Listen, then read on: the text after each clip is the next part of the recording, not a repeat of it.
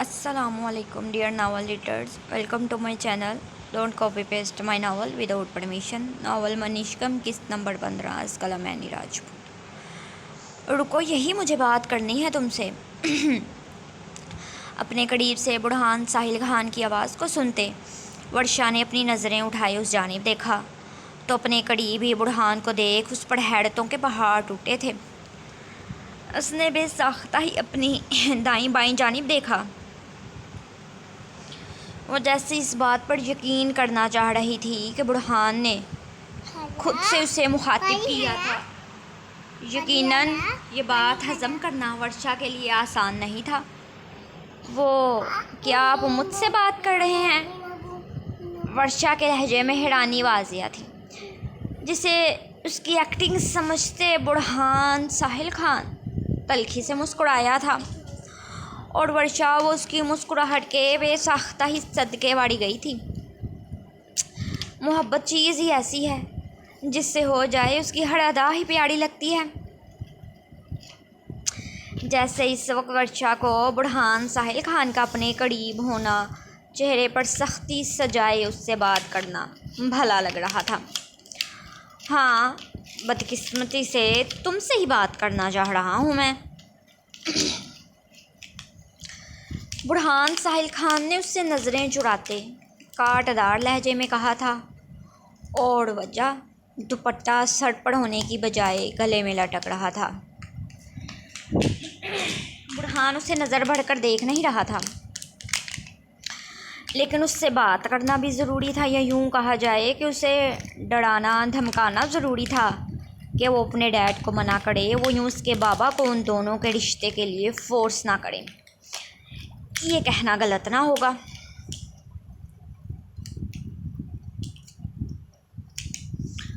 बुरहान के कांटदार लहजे पर तज़ाद उसका यूँ कहना कि वो वाकई उससे बात करना चाहता है। वर्षा के लबों पर धीमी सी मुस्कुराहट आ गई थी। क्या तुम्हारे अंदर इज़्ज़त नफ्स नाम की कोई चीज़ नहीं है?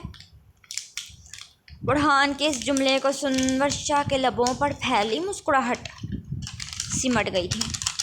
वो ना समझी से अपने सामने इस हुबड़ू बला के हसीन नौजवान को देख रही थी, जिस पर गरूर वाकई जचता था, लेकिन वो आखिर यूँ उस पर किस बात की वजह से भड़क रहा था।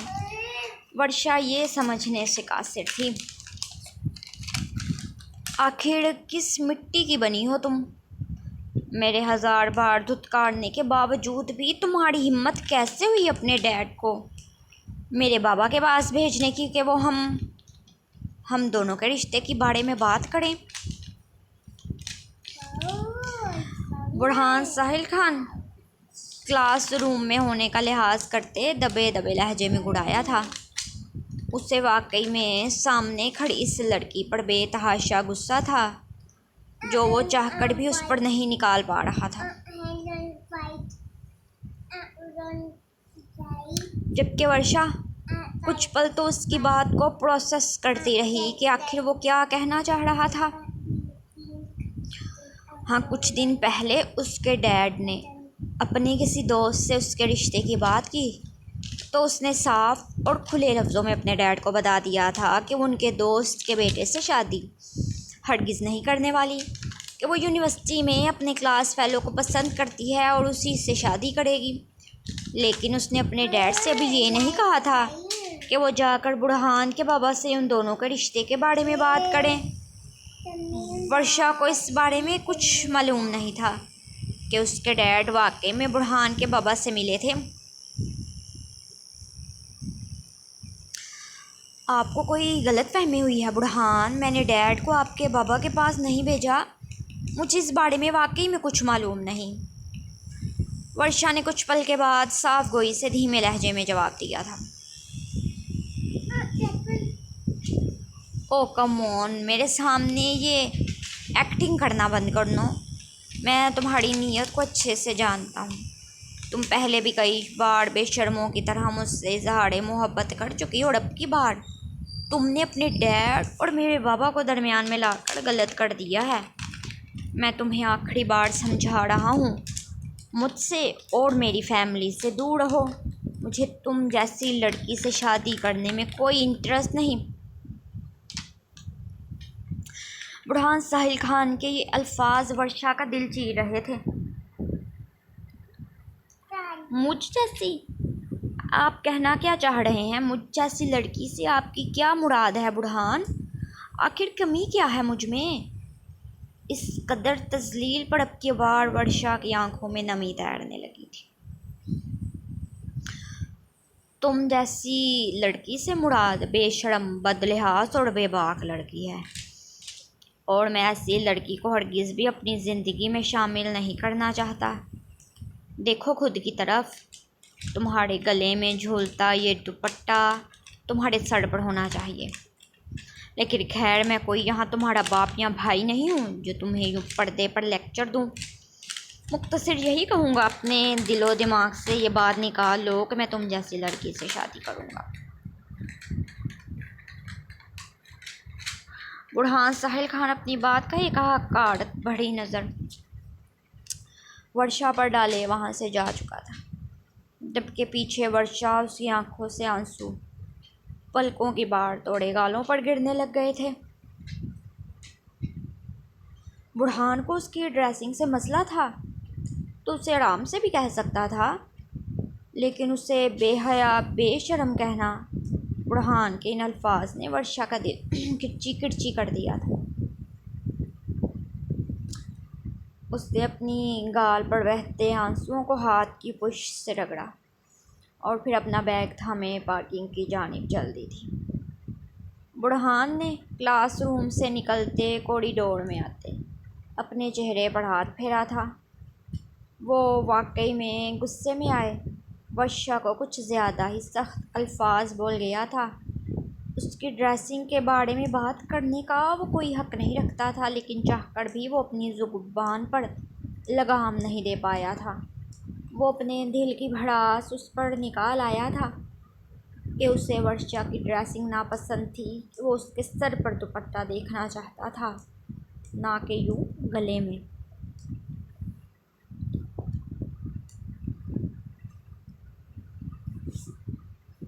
ورشا کہاں ہے؟ ابراہیم پاشا آفس سے آپ واپس آئے تو ورشا کو اپنے آس پاس موجود نہ پا کر ملازمہ سے اس بارے میں استفسار کیا تھا۔ وہ صاحب جی، وہ جب سے آئی ہیں اپنے کمرے میں بند ہیں، دوپہر کا کھانا بھی نہیں کھایا۔ بس یہ سننے کی دیر تھی کہ ابراہیم پاشا فوراً سے ورشا کے کمرے کی جانب بھاگنے کے انداز میں گئے تھے۔ وہ جانتے تھے کہ جب وہ اپسیٹ ہوتی تھی تو یوں ہی اپنا کھانا پینا چھوڑ دیتی تھی۔ ورشا میری جان، ابراہیم پاشا نے ورشا کے کمرے کا دروازہ کھولے بے قراری سے اسے پکارا تو وہ جو بیڈ پر اوندے منہ لیٹے تکیے میں چہرہ چھپائے رونے میں مصروف تھی، اپنے ڈیڈ کی آواز کو سنتے اوپر کو اٹھی اور پھر روتے ہوئے اپنے ڈیڈ کی جانب دیکھا تھا۔ وہیں ابراہیم پاشا ورشا کی آنکھوں میں آنسو دیکھ تڑپ گئے تھے اور تیز تیز قدم اٹھائے اس کے قریب پہنچے تھے۔ ورشا میری بیٹی، کیا بات ہے؟ تم کیوں رو رہی ہو؟ ابراہیم پاشا نے فکر مندی سے استفسار کیا تو ورشا کے رونے میں مزید اضافہ ہوا تھا۔ میں اچھی لڑکی نہیں ہوں ڈیڈ۔ کیا میں واقعی اچھی نہیں ہوں ڈیڈ؟ اس نے آج پھر سے مجھے دھتکار دیا۔ وہ مجھ سے کبھی شادی نہیں کرے گا ڈیڈ، وہ مجھ سے کبھی شادی نہیں کرے گا۔ ورشا اپنے ڈیڈ کے سینے سے لگے پھوٹ پھوٹ کر رو دی تھی اور اس کے رونے کے پیچھے کی وجہ جانتے ابراہیم پاشا نے کب سے اپنی آنکھوں کو میچ کر کھولا تھا۔ وہ جس درد سے اور کرب سے اپنی بچی کو بچانا چاہتے تھے وہ چاہ کر بھی نہیں بچا پائے تھے، یعنی کہ ان کا بڑھان کے باپ سے بات کرنا بھی فضول گیا تھا۔ بڑھان نے ایک بار پھر سے اس کی بیٹی کو دھتکار دیا تھا۔ ورشا میری جان، سنبھالو خود کو، میں نے اس کے ڈیڈ سے بات کی ہے۔ ورشا میری جان، سنبھالو خود کو، میں نے اس کے ڈیڈ سے بات کی ہے، وہ اسے سمجھا لیں گے۔ اور ادھر میری طرف دیکھو، تمہاری شادی صرف اور صرف بڑھان سے ہوگی، یہ تمہارے ڈیڈ کا وعدہ ہے۔ ابراہیم پاشا نے ورشا کے روتے سسکتے وجود کو تھامے اس کا چہرہ اپنے سامنے کیا اور پھر اس کی گالوں پر بہتے آنسوؤں کو صاف کرتے جذبات میں آئے اس سے وعدہ کر دیا تھا کہ وہ اس کی شادی صرف اور صرف برہان سے کروائیں گے۔ وہ بہت پتھر دل ہے ڈیڈ، وہ نہیں مانے گا۔ ورشا نے نفی میں سر ہلایا تھا۔ وہ مانے گا میری جان، وہ ضرور مانے گا۔ اس کی شادی صرف اور صرف تم سے ہوگی، بس اپنے ڈیڈ کی اس بات پر یقین رکھو۔ یہ آنسو صاف کرو، تم جانتی ہو نا کہ میں تمہاری آنکھوں میں آنسو برداشت نہیں کر سکتا۔ ابراہیم پاشا ورشا کو پیار سے پچکارتے اس کے آنسو صاف کر رہے تھے، جبکہ دل ہی دل میں پختہ ارادہ کر لیا تھا کہ بہت جلد انہیں اس معاملے کو نپٹانا تھا۔ جیسے بھی کر کے انہیں ہر حال میں ورشا کی شادی برہان سے کروانی تھی۔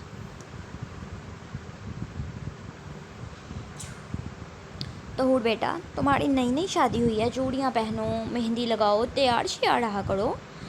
ملازمہ نے چائے کا ٹرے لائے، لاؤنج میں موجود ٹیبل پر رکھا تو طہور نے اسے جانے کا اشارہ کرتے اپنے اور ایزل کے لیے کپ میں چائے ڈالی تھی۔ جب ایزل نے طہور کے یوں سادہ سے لباس اور بنا میک اپ کے چہرے کو دیکھ اسے نرمی سے تیار رہنے کا کہا تھا، ازمیر کے دوست اسے کال کیا بار بار تنگ کر رہے تھے کہ جب سے اس کی شادی ہوئی ہے وہ حویلی میں ہی بند ہو کر رہ گیا ہے، اس لیے ازمیر یونہی سے آئی کچھ دیر ان سے ملنے گیا تھا اور طہور وہ ایزل کے پاس بیٹھی تھی۔ ایزل آنٹی، وہ میں ایسے ہی ٹھیک ہوں۔ طہور بھی اپنا چائے کا کپ تھامے ایزل کے قریب بیٹھ چکی تھی۔ طہور بیٹا، تمہیں تیار ہو کر رہنا چاہیے، ایسا کرو اپنی چائے پیے، تم اچھا سا تیار ہو جاؤ، میں تب تک ڈنر کی تیاری کرواتی ہوں۔ ایزل نے پھر سے اپنی بات پر اصرار کیا تھا کہ اسے سج دھج کر نئی نویلی دلہن کی طرح رہنا چاہیے تھا۔ آنٹی، میں بھی آپ کے ساتھ مدد کرواؤں؟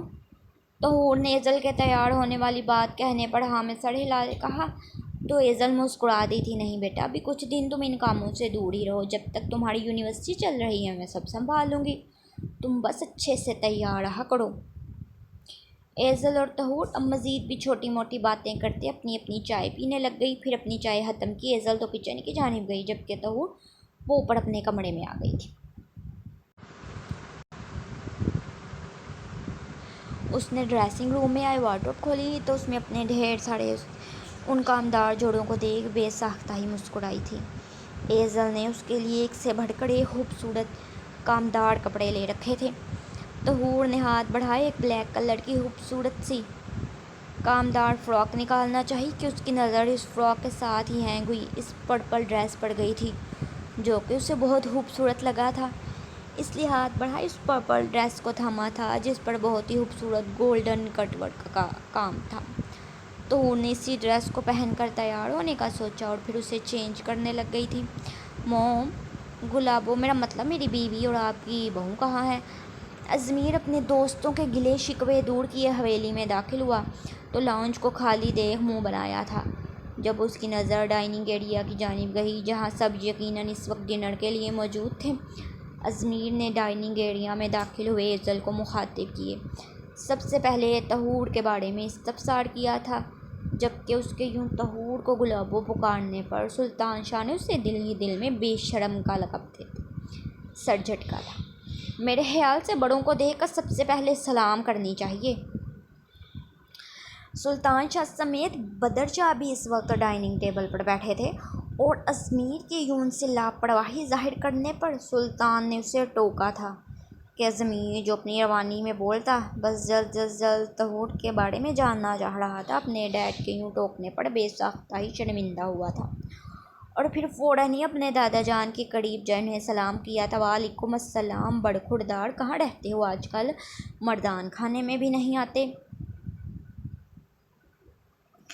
بدر شاہ نے اس کے کندھے پر تھپکی دیے کہا تو ازمیر مسکرا دیا تھا۔ دادا جان سمجھا کریں، میری نئی شادی ہوئی ہے تو بس میں اپنی بیوی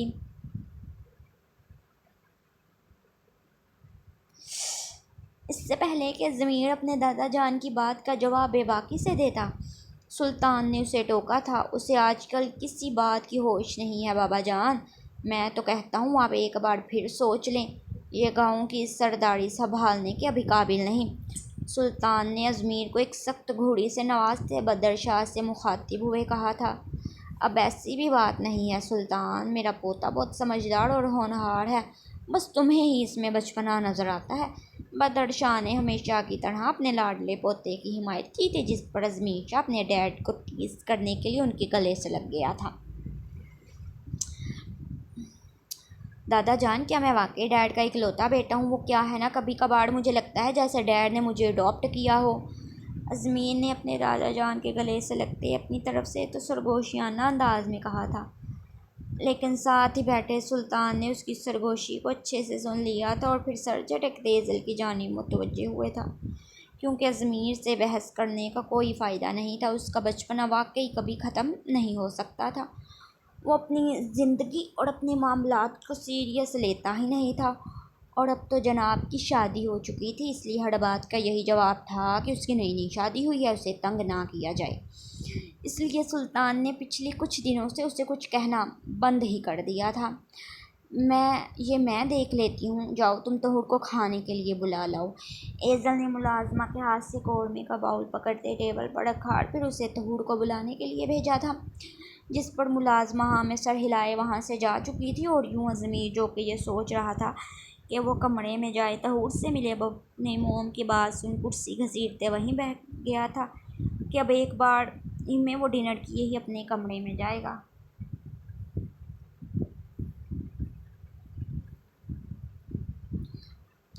موم، وہ ازمیر جو کہ اپنی موم کو مخاطب کر رہا تھا، جیسے ہی اس کی نظر ڈائننگ ایریا میں داخل ہوتی طہور پڑ گئی تو جیسے وہ پلک جھپکنا ہی بھول گیا تھا۔ زبان سے الفاظ نکلنے سے انکاری ہو گئے تھے اور وہ اسٹل ہوئے طہور کو سر تا پیر دیکھنے لگ گیا تھا۔ ڈارک پرپٹ کلر کے خوبصورت سے کامدار سوٹ کے ساتھ اسٹائلش ٹراؤزر پہنے، جس پر قمیض کے ساتھ کا ہی کام تھا، سر پر ہم رنگ دوپٹہ سلیقے سے اوڑھے، آنکھوں میں لگا کاجل، لبوں پر لپسٹک اور ہاتھوں میں بھر بھر کر چوڑیاں۔ وہ طہور کے اس روپ کو دیکھنے کے بعد جیسے کتنی ہی دیر کچھ بولنے کے قابل نہیں رہا تھا، تو دوسری طرف طہور وہ قدرے کنفیوز ہوئے ڈائننگ ٹیبل پر آ کر ازمیر کے ساتھ والی کرسی پر بیٹھ گئی تھی۔ ماشاء اللہ، میری بیٹی تو بہت پیاری لگ رہی ہے۔ ایزل نے طہور کے سجے سنورے روپ کو دیکھ بے ساختہ اس کی نظر اتاری۔ اسے یہ دیکھ کر خوشی ہوئی تھی کہ طہور نے اس کی بات کو مانتے یہ تیاری کی تھی۔ ازمیر، ایسے دیکھنا بند کریں۔ ایزل کی بات پر مسکراتے طہور کی نظر جیسے ہی ازمیر کی جانب گئی تو اسے یوں اپنا منہ کھولے بنا پلکے جھپکائے خود کی طرف دیکھتا پا کر وہ مزید کنفیوز ہوئی تھی، اور پھر دھیمی آواز میں اسے نارمل ہونے کو کہا تھا کہ اس کا یہ ری ایکشن ڈائننگ ٹیبل پر بیٹھے سب دیکھ رہے تھے اور طہور سے بے تحاشا شرم محسوس ہو رہی تھی۔ طہور کے لپسٹک سے سجے ہلتے لبوں کو دیکھ ازمیر کو اپنے حلق میں کانٹے چبھتے ہوئے محسوس ہوئے تھے۔ وہ پچھلے 3 سے 4 گھنٹے میں اس سے دور رہ کتنا بے چین ہو رہا تھا، یہ صرف وہی جانتا تھا، اور اب اس کا سجا سنورا روپ دیکھنے کے بعد وہ اسے باہوں میں بھرنے کے لیے مزید بے چین ہو گیا تھا۔ میں تو تمہاری سادگی پر ہی مر مٹا تھا گلابو، لیکن آج تمہارا یہ روپ دیکھ ایک بار پھر سے ازمیر شاہ تم پر اپنا دل ہار بیٹھا ہے۔ ازمیر نے سب کی موجودگی میں بڑے ضبط سے خود کو کوئی گستاخی کرنے سے روکتے طہور کے کان کے قریب جھکتے سرگوشی کی تھی۔ طہور ازمیر کی سرگوشی پر بے ساختہ ہی یہاں وہاں نظریں گھمانے لگ گئی تھی کہ وہ خود تو بے شرم تھا ہی، یوں سرِ عام اپنی بے باکیاں دکھاتے اسے بھی سب کی نظروں میں بے باک ثابت کرنا چاہ رہا تھا۔ طہور فوراً سے ہی اپنی پلیٹ میں قورمہ ڈالنے لگ گئی تاکہ ازمیر کی بے باک نظروں سے اپنا دھیان بھٹکا سکے۔ مجھے بھوک لگ رہی ہے گلابو۔ ازمیر سلطان شاہ کی آواز میں ایک عجیب سا ہی نشہ جھلکنے لگا تھا، جس سے محسوس کیے طہور کے ہاتھ بے ساختہ ہی کپ کپانے لگے تھے۔ میرا مطلب ہے کہ مجھے بھی سرو کر دو گلابو، مجھے بھوک لگ رہی ہے، باقی تمہیں تو میں کمرے میں جا کر کھاؤں گا فرصت سے۔ ازمیر کی پہلی بات سن جہاں طہور پرسکون ہوئی تھی، وہیں اس کی دوسری معنی خیزی بات پر اس نے سر پٹاتے اپنی نظریں اٹھائے سب کی جانب دیکھا۔ وہ سب اپنی اپنی پلیٹ پر جھکے ہوئے تھے۔ ازمیر، چپ کر کے کھانا کھائیں۔ ہاں تو وہی تو کہہ رہا ہوں گلابو، مجھے بھی سرو کر دو، ازمیر نے کہا تو طہور اب قدرے کنفیوز ہوئے اس کی پلیٹ میں بھی کھانا نکالنے لگ گئی تھی۔ کچھ ہی دیر میں سلطان شاہ اور بدر شاہ کھانا ختم کیے مردان خانے میں بیٹھنے جا چکے تھے جبکہ ایزل وہ ملازمہ کو برتن سمیٹنے کا کہتے اٹھ کر اپنے کمرے کی جانب چل دی تھی۔ چلو گلابو ہم بھی اپنے کمرے میں چلیں، ضمیر نے توڑ کو بے باکی سے دیکھتے معنی خیزی سے کہا۔ تو تم نے نفی میں سر ہلایا تھا۔ وہ آپ جائیں، مجھے ابھی کام ہے۔ طہور اپنی نشست سے اٹھے، اب ڈائننگ ٹیبل پر رکھی پلیٹس کو اکٹھا کرنے لگ گئی کہ ضمیر سلطان شاہ طہور کی گھبراہٹ کو اچھے سے محسوس کر رہا تھا اور محظوظ بھی ہو رہا تھا۔ اچھا ٹھیک ہے، تم اپنا کام ختم کر لو گلابو، میں تمہیں لے کر ہی کمرے میں جاؤں گا۔ ڈھٹائی میں ضمیر سلطان شاہ سے بھلا کون جیت سکتا تھا؟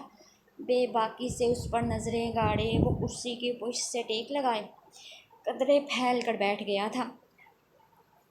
خود کو مصروف دکھانے کی کوشش بیکار ہے گلابو، جلد یا بدیر تمہیں آنا تو میری باہوں میں ہی ہے۔ ابھی 2 منٹ ہی گزرے تھے کہ ضمیر کی اس بے باک بات نے طہور کی رہی صحیح ہمت بھی ختم کر دی تھی۔ اس نے روحان سے ہوئے مڑ کر ضمیر کو دیکھا تھا۔ ایسے مت دیکھو گلابو، میں جو سوچ چکا ہوں میں کر کے رہوں گا، خیر دیر کیے تم اپنا ہی نقصان کر رہی ہو۔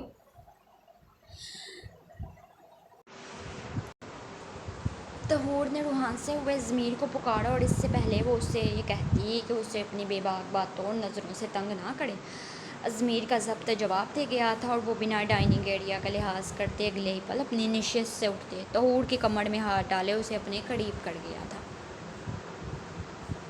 میرے لیے ان خوبصورت ہاتھوں سے کافی بنا کر جلدی روم میں آنا گلابو، ورنہ میری بے شرمی سے تم اچھے سے واقف ہو، بنا وقت اور جگہ کا لحاظ کیے تمہیں اپنے کندھوں پر اٹھا کر کمرے میں لے جاؤں گا۔ ضمیر نے اپنی شہادت کی انگلی بڑھائے طہور کے نچلے لب پر پھیر دی۔ محمود گمبھیر لہجے میں اسے بہت کچھ باور کروا دیا تھا اور پھر طہور کو یوں ہی شرم سے سرخ ہوتا چھوڑ وہ سیٹی کی دھن بجاتے بہت ہی خوشگوار موڈ میں سیڑھیاں پھلانگتے اوپر اپنے کمرے کی جانب چل دیا تھا، جبکہ پیچھے وہ گہرے گہرے سانس بھرے یہاں وہاں نظریں گھمانے لگی کہ کسی نے ضمیر کی اس بے شرمی کو دیکھا تو نہیں، اور پھر کسی کو وہاں موجود نہ پا کر وہ ضمیر کے کہے کے مطابق اس کے لیے کافی بنانے کچن کی جانب گئی۔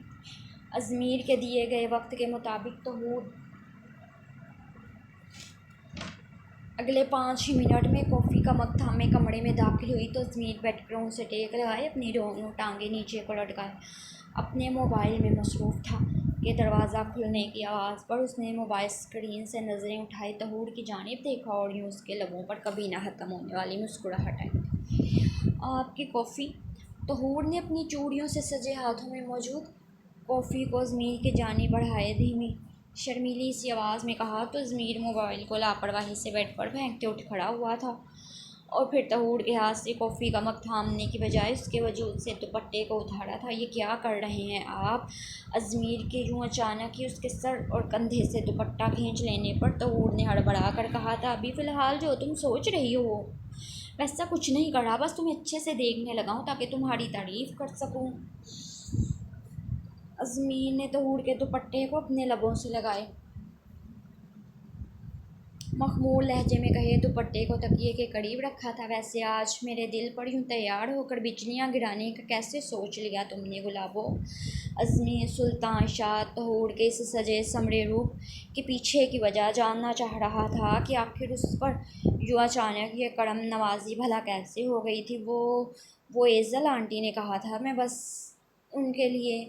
طہور کی بات درمیان میں ہی رہ گئی تھی کہ ضمیر نے اپنے قدم اس کی جانب بڑھانے شروع کیے تھے۔ وہ سر پٹا کر اپنے قدم پیچھے کی جانب لے رہی تھی۔ ضمیر طہور کی کمزور سی مزاحمت پر معنی خیزی سے مسکرایا تھا۔ اچھا تو یہ کرم نوازی مجھ پر نہیں بلکہ میری موم پر کی گئی ہے؟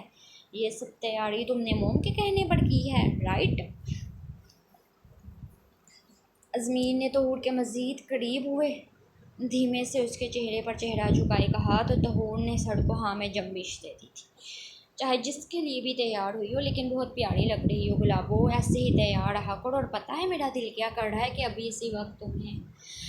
ضمیر کے یوں معنی خیزی سے اپنی بات کو ادھوری چھوڑ دینے پر طہور کے چہرے پر شرم و حیا کی لالی بکھری تھی جسے دیکھ کر ضمیر محظوظ ہوا تھا۔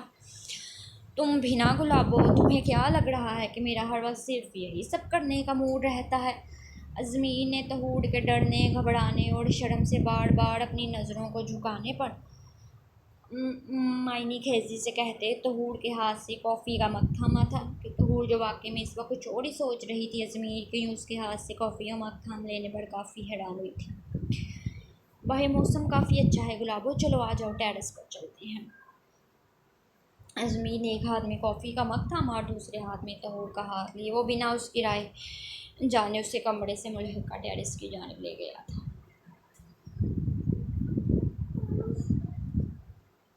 وہ میرا دوپٹہ، طہور نے جیسے ہی اس بات پر غور کیا کہ وہ اس وقت دوپٹے کے بغیر تھی، اس نے فوراً ہی ازمیر کے ہاتھ سے اپنا ہاتھ نکالنا چاہا کہ وہ واپس مڑ کر اپنا دوپٹہ خود پر اور لے کے ازمیر نے اسے ٹوک دیا تھا۔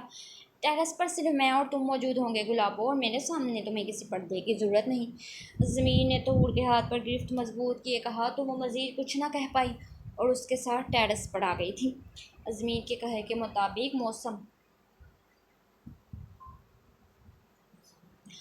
موسم کافی خوشگوار تھا، ٹھنڈی ہوا چل رہی تھی جس سے محسوس کیے طہور کے لب بے ساختہ ہی مسکرائے تھے، ہاں لیکن ازمیر کی موجودگی کا احساس کرتے وہ جلدی اپنی مسکراہٹ چھپا گئی تھی۔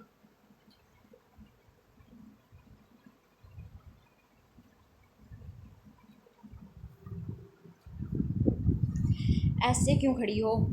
چلو آ جاؤ۔ ازمیر طہور کا ہاتھ تھامے اسے ریلنگ کے قریب لایا کہ طہور آسمان پر پھیلے بادلوں کی جانب دیکھنے لگ گئی اور ازمیر وہ اس کے خوبصورت سے چہرے کو دیکھتے اب مسکراتا ہوا اس کی پشت پر کھڑا ہو، دائیں بائیں جانب اپنے ہاتھ گزارے اسے اپنے ہثاڑ میں لیے کافی کا مگ اپنے لبوں تک لے جاتے رکھا۔ تم اپنے لیے کافی نہیں لائی گلابو؟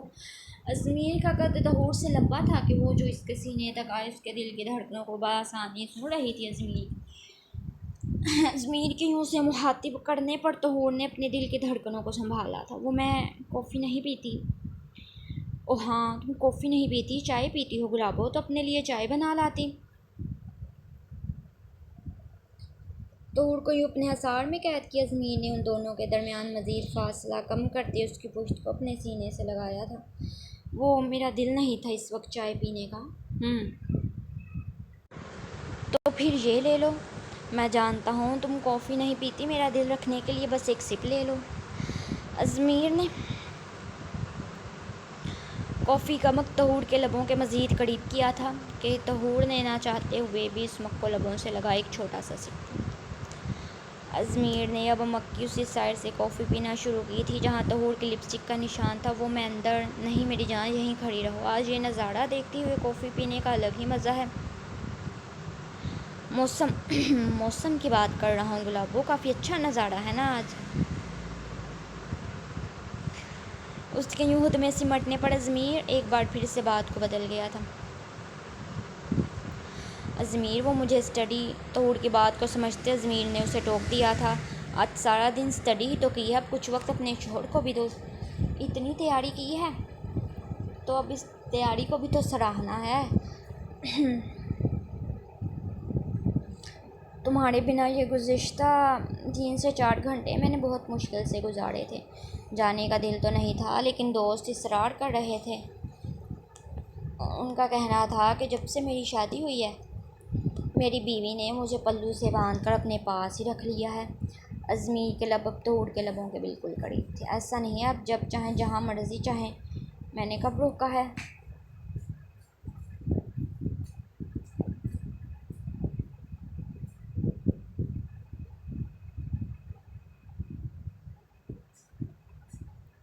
اچھا ٹھیک ہے، چلو آؤ اندر چلیں۔ ازمیر نے طہور کو محبت پاش نظروں سے دیکھتے کہا تو وہ فوراً ہی اندر کی جانب چل دی تھی۔ ازمیر بھی اپنے بالوں میں ہاتھ پھیرتا مسکراتا اس کے پیچھے ہی کمرے میں داخل ہوا اور بالکنی کا دروازہ بند کیے آگے پردے کیے تھے۔ اس کا راستہ روک گیا تھا۔ میں نے صرف اندر آنے کی اجازت دی تھی گلابو، چینج کرنے کی نہیں۔ وہ طہور کو اپنی باہوں میں بھر گیا تھا۔